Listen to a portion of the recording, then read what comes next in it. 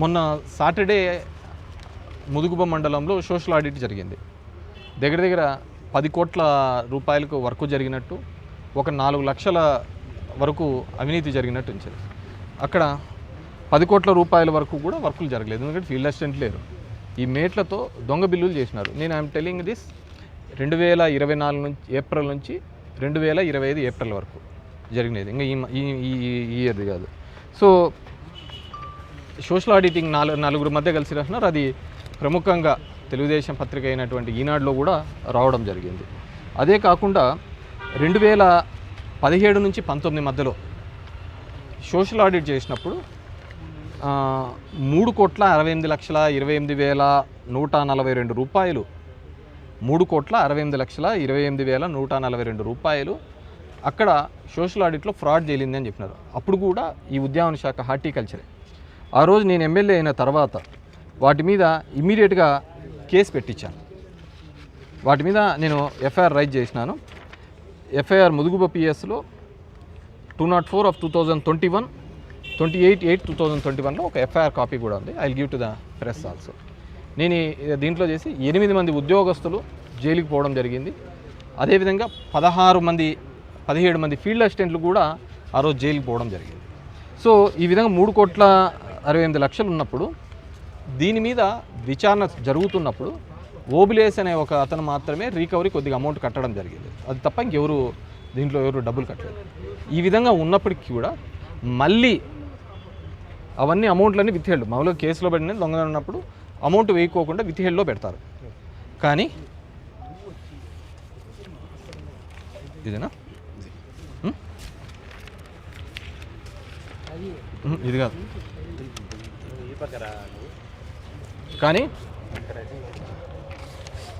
కానీ వాళ్ళన్నిటికీ కూడా డబ్బులు జమ చేయడం జరిగింది. ఆల్రెడీ కేసులో ఉండి క్రిమినల్ యాక్షన్ వాళ్ళ మీద రికవరీ చేయకపోగా ఈ ప్రభుత్వం వచ్చిన తర్వాత వాళ్ళ దానిలోకి డబ్బులు ఎలా జమ చేస్తున్నారు అనేది.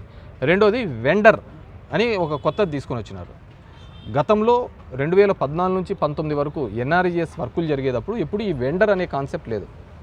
వెండర్ అనే కాన్సెప్ట్ ఎప్పుడు తీసుకొని వచ్చినారంటే జగన్మోహన్ రెడ్డి ముఖ్యమంత్రి అయిన తర్వాత 19 నుంచి 24 మధ్యలో ఈ వెండర్ అనే కాన్సెప్ట్ అంటే, నేను ఉదాహరణకు సచివాలయం కడుతూ ఉంటే నువ్వు కంకర దోలలన్నా, స్టీల్ దోలలన్నా, లేకుంటే సిమెంట్ తేవాలనే నువ్వు ఏదో ఒక సిమెంట్ షాప్ దగ్గర నుంచి తీసుకుంటావు.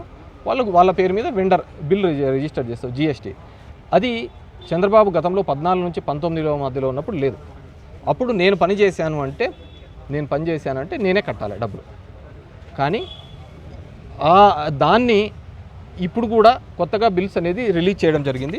దానికి సంబంధించిన డేటా ఇది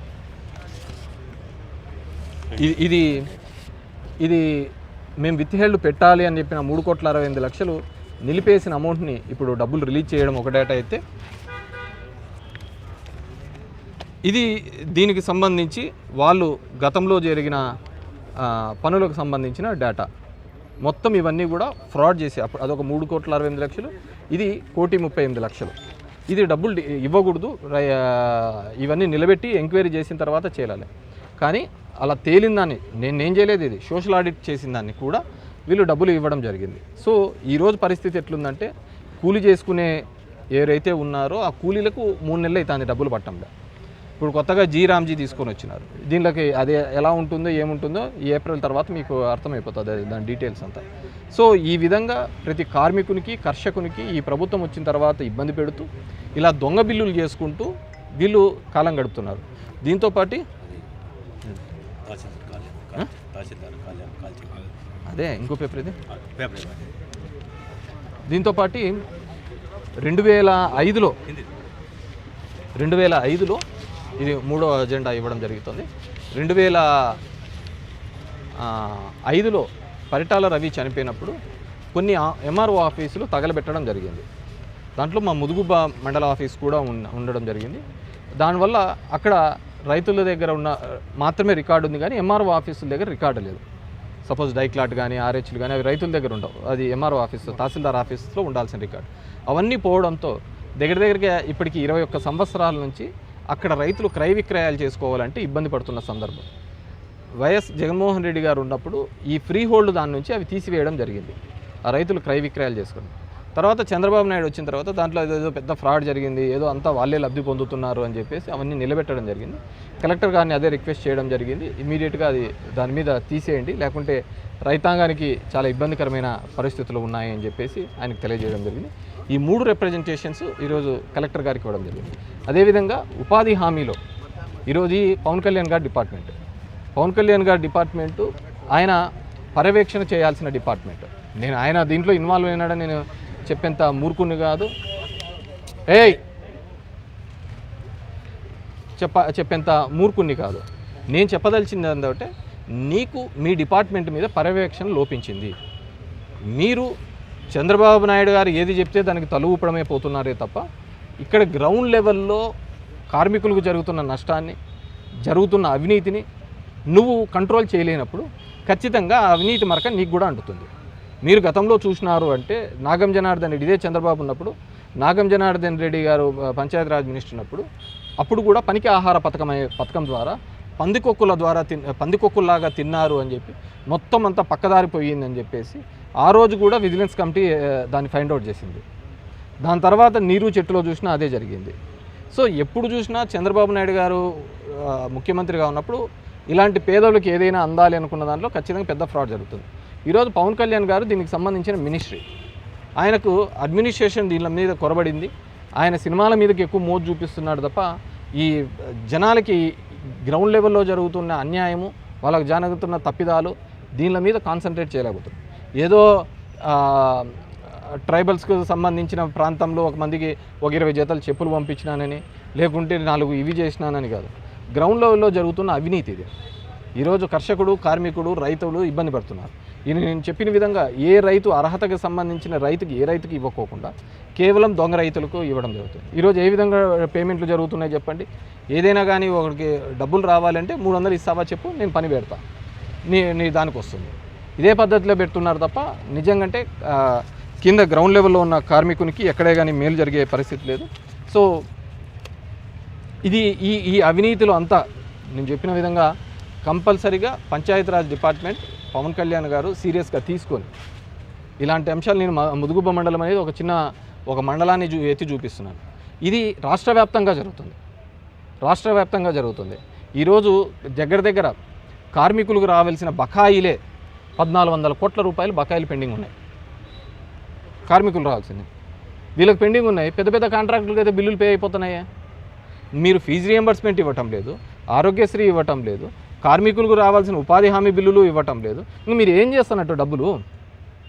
గతంలో జగన్మోహన్ రెడ్డి గారు 3 లక్షల కోట్ల రూపాయలు వివిధ పథకాల ద్వారా జనానికి ఇచ్చినప్పుడు అవినీతి అయింది, శ్రీలంక అయింది, ఇది అని చెప్పిన మీరు ఈరోజు ఆ పథకాలు ఏమీ లేకుండా, రావాల్సినవి కూడా రాకుండా ప్రతి ఒక్కరోజు ఎవరో ఒకరు ధర్నా చేయాల్సిన పరిస్థితి వస్తుంది కదా. ఒకరోజు హాస్పిటల్స్ తోడు మేము ధర్నా చేస్తున్నాం, ఆరోగ్యశ్రీ సేవలు బంద్ అంటాడు. ఇంకో రోజు ఫీజు రియంబర్స్మెంట్ రావటం లేదు, మాకు ఇబ్బందికరంగా ఉందని స్కూల్ యాజమాన్యం అంటుంది. ఏం చేస్తున్నారు డబ్బులు? మీరు చూసినారా? అప్పులు కుప్పలుగా చేస్తున్నారు. సో ఇప్పుడు నేను చెప్పినట్టుగా పనికి ఆహార పథకము, లేకుంటే స్టేషనరీ స్కామ్, మీరు అప్పుడు పోచారం శ్రీనివాసరెడ్డి ఇదే అవుతున్నప్పుడు, ఈ చంద్రబాబు నాయుడు గారు ఉన్నప్పుడు ఇలాంటి స్కామ్స్ అన్నీ పుట్టుకొస్తుంటాయి. పోచారం శ్రీనివాసరెడ్డి ఆ రోజున్నప్పుడు స్టేషనరీ స్కామ్స్, తెలుగు స్కామ్స్, ఇవన్నీ ఈయనే కదా ప్రభుత్వుడు అంతా. సో అదే పేదవాళ్ళకి ఇవ్వాలంటే మాత్రం వీళ్ళకి లేదు. డబ్బులన్నీ తీసుకొని పోయి ఎక్కడ పోతున్నారు? రోజు ప్రతి వారము ప్రతి నెల 3000 కోట్లు 4000 కోట్లు అప్పు చేస్తూనే ఉన్నారు. మరి ఎవరికి ఇస్తున్నారు?